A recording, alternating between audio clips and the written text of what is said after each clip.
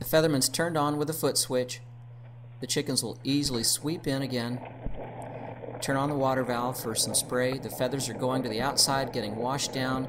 You can't see it, but they're all coming out of chute at the bottom. They're swept out by some upside down fingers on the plate. And the work area is very tidy because of this. Chickens are completely clean in less than 20 seconds. And one more view from the operator's side. The machine's already on. Chickens easily swept off into the featherman. I'm going to reach down and turn on the water. And notice how gently they turn in there. The RPMs are at 175, which is very slow. The fingers are very soft. So this gives you the most latitude in having a clean, sellable bird, nice looking bird without torn skin. In less than 20 seconds, these birds are going to be clean. Now, if you happen to see some feathers still left on them, you can put them back in and give it a few more seconds.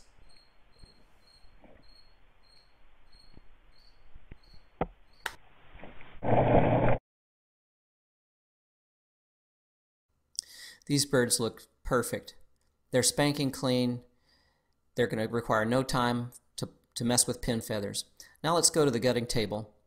And I'm not the world's best at this particular part, but I'm laying the knife in the joint and sort of rocking the joint. When you get some practice at it, this happens in a blaze. Throwing the feet into the gut bucket. So there's a nice clean joint at the leg, and now we're going to pull the heads off, and this takes a little bit of practice too, like everything. I lay the head over an edge and pull it so that I pull the head off, but I still leave the esophagus, and I want to reach down to the craw and loosen up the craw so that that can be pulled out through the other end. Okay, we'll see a couple of them here. This again takes some practice. Some people make a slit in the skin to get to the craw. I like to just work through the opening, and there you see the craw, and I'm loosening it up. There we go. Now we're cutting the tail off, and that's the only one I did quickly. The rest of them seem to go a little bit more difficult, but this is a very simple job, and having tail feathers there to hold helps too. Some people just cut the gland out of the tail. We just got in the habit of cutting the whole tail off. It's your choice. Next we're going to go to the gutting part, and as sometimes happens, this chicken decided to demonstrate what happens when their vents aren't clean, but we just get rid of that in as tidy a manner as we can.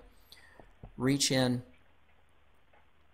and sweep the hand around from right to left underneath, loosening all of the entrails, and this is a practice that just requires practice. Now I'm pinching off the liver and the heart with my right hand, holding the gallbladder in my left. You'll see this again. And now all we have is left is the guts and a simple cut around the vent. Takes the vent out, and we've never severed any of the digestive tract.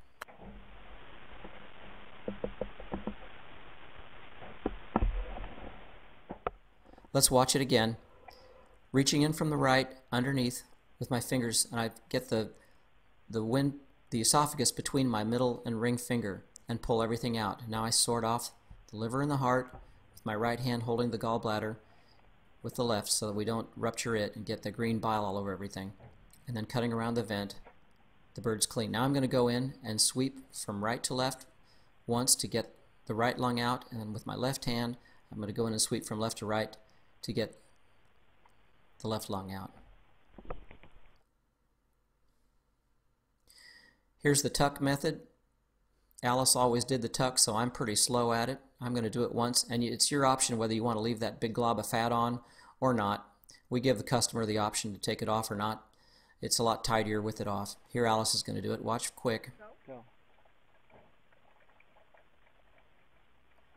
That's when you get good. Yep. Next they go into the chill tank, and we call this the pink water because even though we've sprayed the chickens out and cleaned them as best as we can, there's going to be some blood left, and that first chill is the initial chill, and also gives time for gets some of the blood out, so that in our final chill tank, which you see here, which the customers may see, the water is crystal clear.